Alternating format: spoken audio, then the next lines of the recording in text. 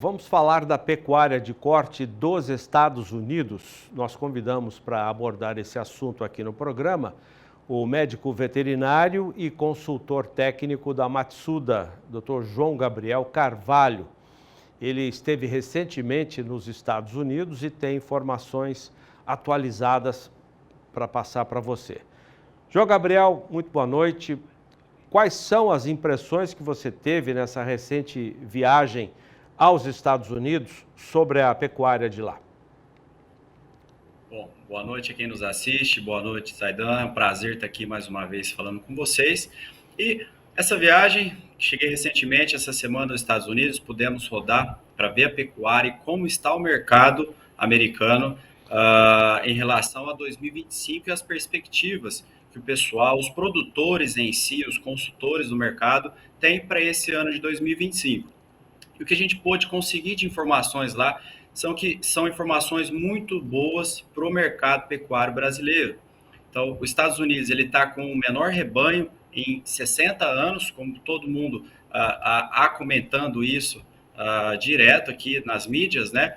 Mas principalmente um rebanho espremido na relação em vacas reprodutivas. Então, tanto novilha quanto vaca é o terceiro menor rebanho de sua história, desde a década de 50, de 40. Então, isso significa que com um número menor de matrizes no seu rebanho, você tem menos animais ofertados para serem abatidos, para serem recriados. E isso leva uma oportunidade para o Brasil de abraçar esse mercado que os Estados Unidos vai acabar deixando um vácuo no mundo.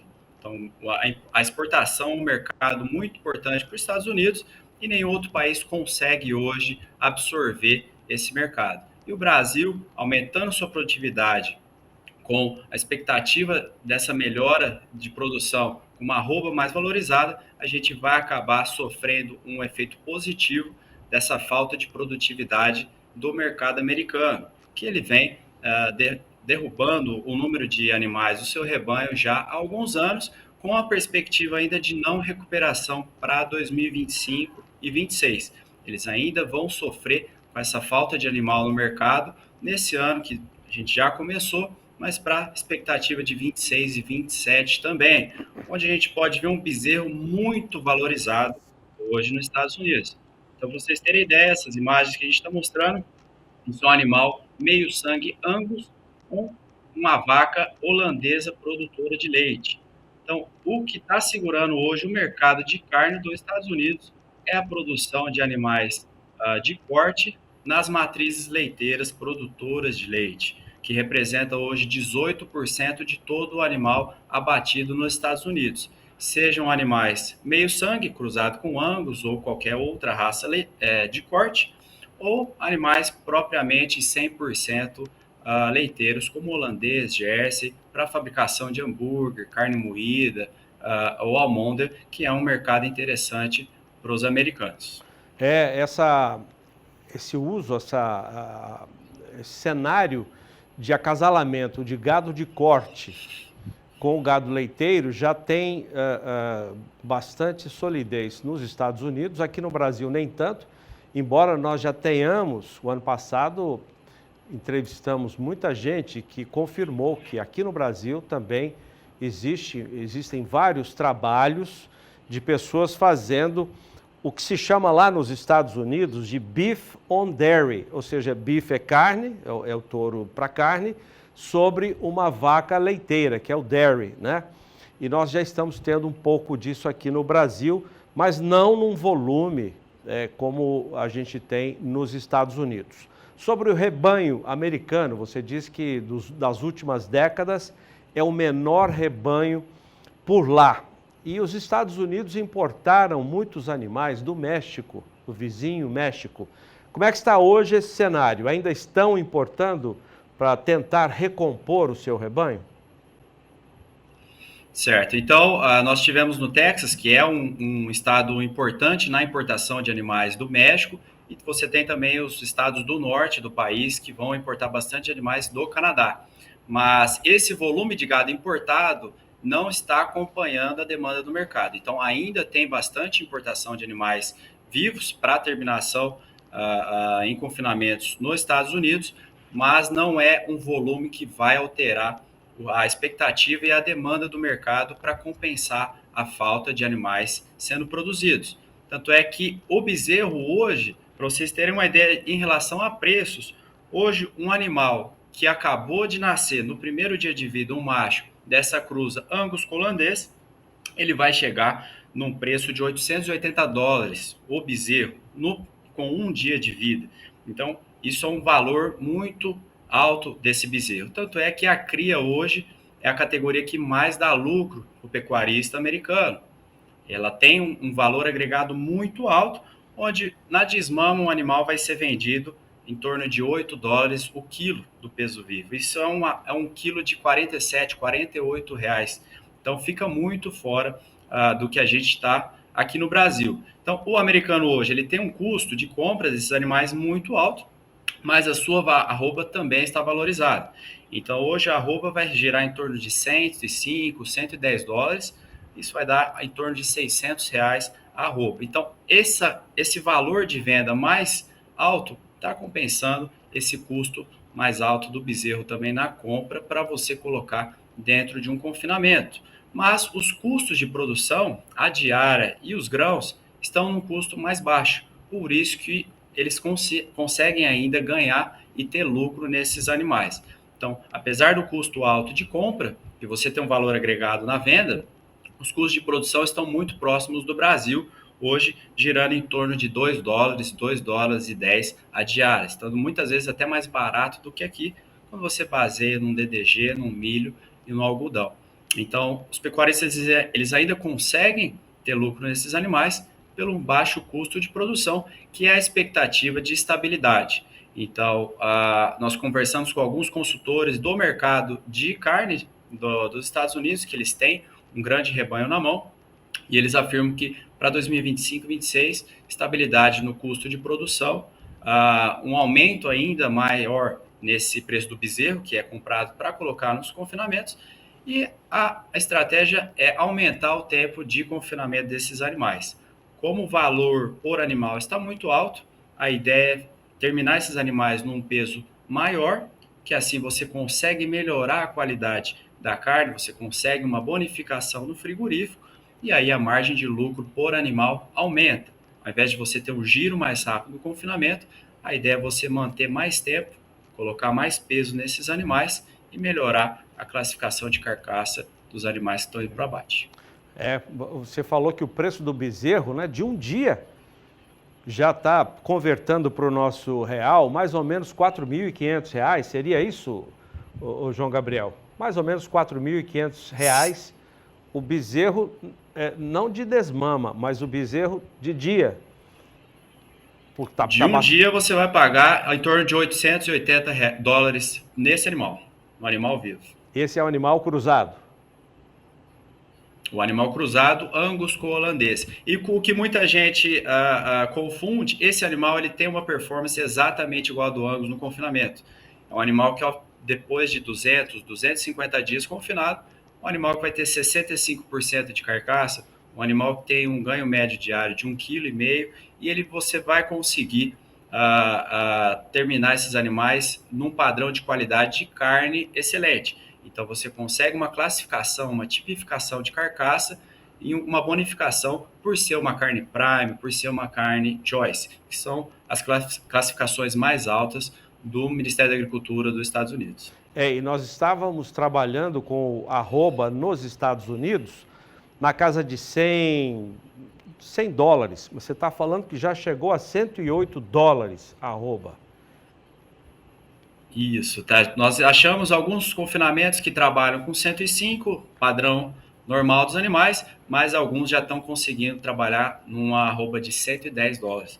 Então, a valorização está aumentando, eles têm uma demanda externa maior por carne de qualidade. Então, por exemplo, o Japão, que é um mercado muito interessante para os Estados Unidos, estão demandando essa carne de qualidade. Então, alongando os animais no confinamento, você consegue melhorar marmoreio, você tendo um animal jovem, você tem maciez nessa carne e assim consegue valorizar a arroba na hora da venda e conseguir um lucro maior por animal por ter um custo de diária muito baixo. E como é que estão as perspectivas de exportação de carne pelos Estados Unidos, que são, ao lado do Brasil, Austrália, grandes exportadores da proteína animal, né, de carne bovina? O que os Estados Unidos devem exportar esse ano, em função desses problemas todos de falta de animais para recompor o seu rebanho? A expectativa que vai segurar o mercado americano é a exportação, porque o consumo de carne interna, carne bovina, vem caindo. Então, eu trouxe até alguns dados para vocês sobre preço de carne no mercado. Então, hoje, uma carne moída, para o americano comprar no supermercado, está ao redor de $12 o quilo. Ou seja, vamos converter próximo de R$ 70 o quilo de uma carne moída. Agora, se você comprar um filé mignon de qualidade melhor, é uma carne já de $48 por quilo, ou seja, próximo dos R$ 300 no quilo de um filé mignon. Então, o americano ele está mudando o consumo de carne dele também. Enquanto você tem um frango no supermercado de R$ 15 o quilo. Então, o consumo de carne de frango, carne suína, ovos, que são as carnes que vão acabar substituindo a carne vermelha americana, bovina, ele está acontecendo no mercado também por uma questão de inflação alta nos Estados Unidos e a população não conseguindo ter acesso a essa carne bovina. Então, a exportação está segurando essa demanda, está deixando a arroba nesse valor que ela está, e os Estados Unidos vai continuar focando nesse mercado, porque muitas vezes é muito mais barato comprar carne brasileira, misturar com a gordura que eles têm lá para a produção de hambúrguer, de almôndega, enfim, de carne moída, que é o maior consumo, e não bifes em si, como a gente tem aqui no mercado brasileiro, Argentina e Uruguai. Esse padrão diferente, eles conseguem comprar carne mais barata do Brasil para misturar com uma carne mais gorda que eles vão produzir nos seus animais. Aqui a carne bovina tem tido um peso grande na inflação. E lá nos Estados Unidos? Aliás, tem uma preocupação grande hoje com a inflação por lá, que está na casa de 3%. A carne pesa nessa alta? Com certeza, com certeza. E não só em relação aos dados que nós pegamos do mercado, mas quando você vai sentir na pele, né, Zaida? Quando você vai em um restaurante, quando você vai no supermercado fazer compras, para quem já vai há alguns anos nos Estados Unidos, pode sentir a mesma coisa, você vê que o poder de compra, não convertendo no real, mas o poder de compra em dólar, ele diminuiu também. Então, a carne bovina, principalmente, ela pesou para os cidadãos americanos, e isso acaba levando a outras proteínas mais baratas que eles vão acabar buscando para conseguir ali conciliar no seu dia a dia, né? Então, não só no Brasil, como a gente vê que a inflação aqui subiu, mas no mercado americano isso acabou acontecendo com essa inflação que você comentou, podendo chegar aí na casa dos 3%, que isso vai impactar também e vai ser um desafio para os pecuaristas no ano de 2025, que foi até um dos pontos que nós comentamos com os consultores financeiros, que essa recuperação do rebanho muito vai ser travada pela questão da inflação, a idade dos produtores, que afeta muito, principalmente para quem produz bezerro. Média dos produtores americanos, a idade é entre 60 e 65 anos de média, então já é um pecuarista de idade mais avançada para fazer essa questão de produção de bezerros e não tem sucessão. Então, eles não têm bons futuros pensando na produção de bezerro para manter o mercado de carne americano. Eles têm bastante desafio, eles vão ter que fazer o dever de casa para conseguir pular esses obstáculos. Os Estados Unidos estão hoje ocupando a segunda colocação entre os principais importadores da nossa carne. China em primeiro lugar, disparado, depois tem Estados Unidos, tem os árabes, enfim, estão entre os principais importadores, principais clientes da carne bovina do Brasil. Para o consumidor americano, já que essa carne entra e vai ser misturada para fazer hambúrguer, eles têm alguma... Qual é a imagem que a carne brasileira tem para o consumidor dos Estados Unidos? Primeiramente, o Brasil tem aquela imagem de gado a pasto, né? E isso não é muito bem aceito pela sociedade americana. Então, eles gostam de animais terminados em confinamento. Apesar de grande parte dos animais serem exportados, serem oriundos de confinamentos aqui do Brasil, a imagem que eles têm da carne brasileira é de animal a pasto. Então, isso já não entra tão bem no mercado. E o mercado pecuário, obviamente, é contra a entrada de carne externa, por isso vai acabar derrubando os preços ou segurando menos os preços dos animais abatidos, né? Mas se eles não fizerem isso, eles não têm outra opção. Vai ter falta de carne no mercado e o preço vai subir cada vez mais para o consumidor final. Então essa estratégia não é nem uma opção, é a única opção que eles vão ter para trabalhar se eles querem que os americanos continuem consumindo carne. O Brasil é o único lugar que vai ter esse volume e preço disponível para os Estados Unidos comprar e manter a sua venda de carne moída, né? Hambúrguer, almôndegas ou o que for. O, a carne produzida a pasto não é bem aceita nos Estados Unidos porque tem a ideia de desmatamento? Culturalmente, né, da mesma forma que muitas vezes a gente escuta que não gosto de animais confinados, eu sinto um gosto diferente na carne, culturalmente os Estados Unidos basicamente é quase 100% terminado em confinamento, então essa carne com esse apelo a pasto, eles têm um apego mais cultural a animal confinado. Então, muito em relação ao sabor da carne e como eles foram, cresceram, nasceram comendo animais confinados, culturalmente eles têm esse apelo pelo animal confinado muito mais bem aceito pela sociedade. Para quem é produtor e para quem entende de carne, normalmente isso é muito mais bem aceito.